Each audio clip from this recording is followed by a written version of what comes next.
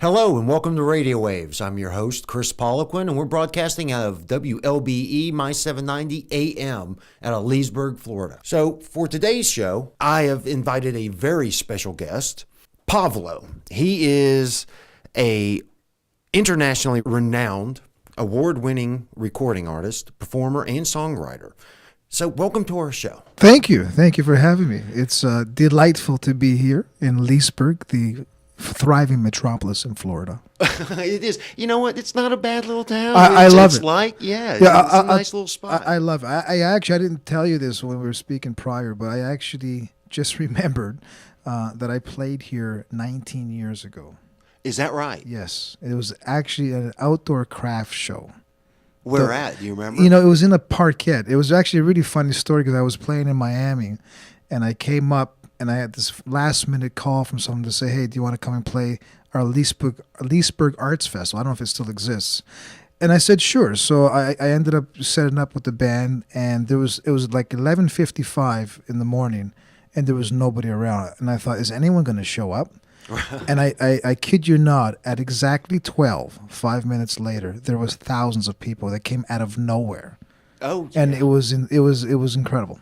Oh, yeah. Sorry, just remember that. No, it's fine. We have a lot of little craft fairs and art shows and things like that in Central Florida, and Leesburg's one of the centers for it. It really is. All right, so tell us a little bit about yourself. You are I've had the privilege of listening to your music. You're a fantastic artist. Where did you get the inspiration to start? Is it a family trait? Is it just something you guys said, nope, I don't want to be a, plumber or what have you? What was it that got you interested? Well, Kris, I grew up in a family that loved music. Like my father specifically loved all kinds of music, and like a real music lover. How to explain? A lot of people love turn on the radio, but then there's others that really dig in and search out artists and search out different types of music, and that was my dad. So in his car driving every day, whether he was driving to school or whatnot, he would always have anything from Neil Young to Jose Feliciano, right, that we were talking about earlier, to Paco de Lucia, to Elton John. Like everything under the sun. And I grew up listening to all that kind of music. So that was the beginning of my real, and I'm talking about when I was like 5 and 6 years old. Sure. And then at the age of 10, I picked up the guitar for the first time. And it was an immediate love affair. Like when I picked up that guitar, it's like it was waiting for me my entire life, which at that point I was like 5 years. Yeah, exactly. But I never let it go. At the age of 10, when I picked up the guitar, I never let it go ever. I've had my guitar in my hands every single day till today that I speak to you. Like it was meant to be. I just had to find it, and I did. So yeah, it's kind of inexplainable in certain ways, but in other ways it makes total sense. I love to play. Sure, sure. And what kind of music did you start off playing? As a kid, I grew up like regular kid. I loved rock music. I was in a huge Eddie Van Halen phase when I was a kid. Right on. Then I dig further back and get into Jimi Hendrix and those kind of guys, and then I would I would get inspired by, at that time was quite progressive. It was a guy named Yngwie Malmsteen, and Yngwie was from actually Sweden with German descent, but he combined like neoclassical with rock, hard rock, right, in this style, and that kind of is when I think I first realized, hey, you can actually fuse different styles of music together. You don't have to just be a rock guitarist. You don't just have to be a blues guitarist. You don't have to be just a classical guitarist. You can actually put it all together. And like fast forward several decades later, that's exactly what I do. I fuse different styles of music, different styles of guitar playing. Like when someone says, oh, we're going to go to see a guitar player, they think that they're going to go and see this guy on a chair sitting down and playing classical, which is nothing wrong with that. But I'm anything but that. Like I dance when I play. I jump into the audience. I bring ladies onto the stage. It's a very interactive concert. It's guitar based, but it's like a rock concert in a way. Right. And that kind of really, that's my upbringing, right? Listening to all those kinds of music and artists. I kind of fuse it all together. Yeah, and looking at the blend of the different types of music you actually incorporate into your own, because that's kind of what makes you unique. That's what separates you from a lot of other artists out there. Yeah. I mean, it's a broad range, and we're not talking about, like, as an example, Greek. Okay? We're not talking about you playing a Greek song and then a Latin song. Each song is almost that fusion. blended. Yeah, exactly. Like, listen, I was born in Canada, but my parents came to Canada from Greece. So my parents were born in Greece. I was born in Canada. I now live in America. I mean, that's I'm not. It's not. I don't have that story that's unique to me. Everyone has their their journey in life, right? And I think it's amazing when people embrace their culture and they embrace where they're at and they put it all together. I mean, that's what makes each one of us so unique, And as an artist, that's that was like just something that became very how do I say it? Very organic for me. Like I'm not a pop artist. I'm not one that's put into a box and, hey, I got to write a hit song. I don't have any hit songs, but I have 12 albums of original music that I've written in my career. I write music that comes to me for a reason, that's genuine, that's real, that I want to write. It's not like I write stuff hoping that I'm going to sell millions of records. I don't. I write music that I love, and if it finds an audience, then that's great. And I'm lucky and I'm happy. And it did. So I'm great and I'm lucky. Yeah, you actually are popular in several. Well, again, we're talking internationally as well. Yeah, I mean, look, I've been very fortunate. Like we were explaining earlier, I have a very niche style of music that I play, but it is global. Correct. So I play in about 12 different countries every year. I do about 150 cities a year. And it's just playing this, what I call Mediterranean style, the fusion of flamenco, Latin, Greek, European sort of mixed in with pop sensibilities at times. That's what I do, and it's worked out, Yeah. And while we're talking about it, we actually have a couple of songs. I'd like to play one of those for our audience now. The first song we're going to listen to is Mediterranean Jig.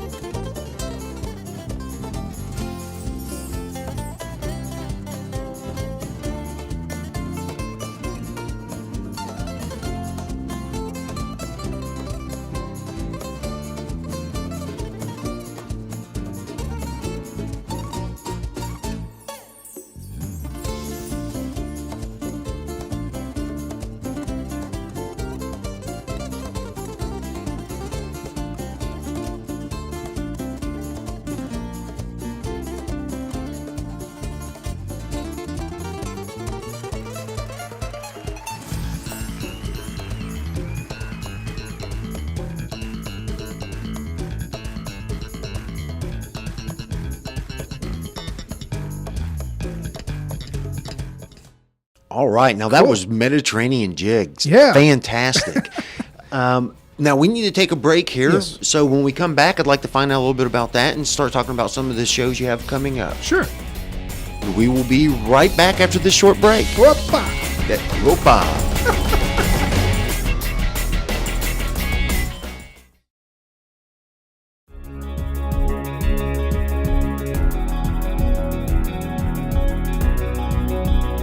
Hi, welcome back to Radio Waves.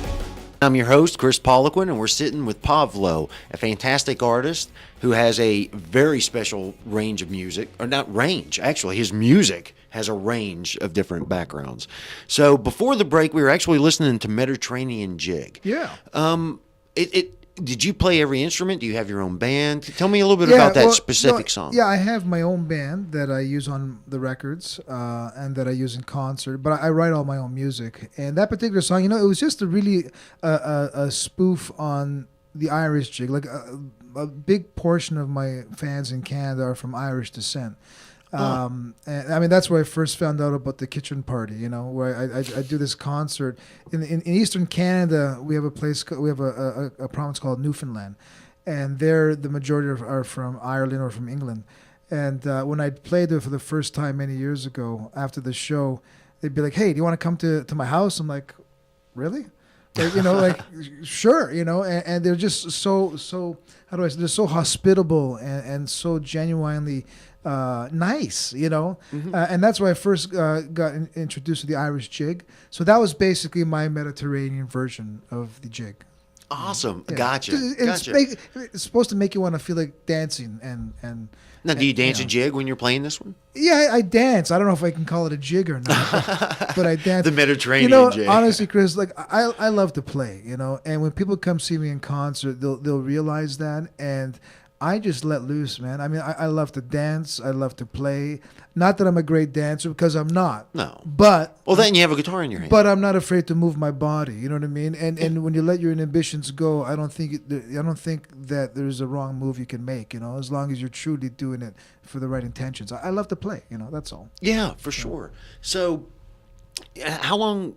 When you're talking about all your different tours, how long when you tour per year or every year? How long is it? Do you have is there a standard? Artist tour or no? The average is for the last 20 years. And for those listening on radio, I'm incredibly young. I just started young, and on TV you can see that I am young. So I've been averaging about 150 cities a year for 20 years in a row. So I don't even know what that means. So I've done about 3,000 concerts, I guess. Wow, that's incredible. Like that. Yeah, it's crazy. I can't even believe when I say that number, but it's true. I mean, some years I do 200 cities, and 200 concerts a year, and that's what I do. I mean, maybe it's old fashioned, but that's what I do. I make music and I go out and I play it. When Right. you come to my shows, there's no backtracks. There's no lip syncing. It's all real stuff. I know it's a crazy concept, but nowadays all my guys actually play their instruments. And that's what I do. It's And again, you're making light of a serious subject. Everybody, all the synthetic sound and the mixers that we have out there, it almost cheapens what I grew up with. I've listened to big band from my grandparents. Yeah. I listened to Aerosmith, and everybody on stage was a band playing an instrument. And I'm not saying we're getting away from that, but it is. You see it more and more often. No, it's scary. I'll tell you. I mean, one thing I started to do 5 years ago, I have my own line of guitars, right? There's a company that makes my guitars. And in every concert that I play anywhere in the world, I always give away the guitar that I play that night. Is that right? Yeah, every night. So I haven't changed strings in 5 years.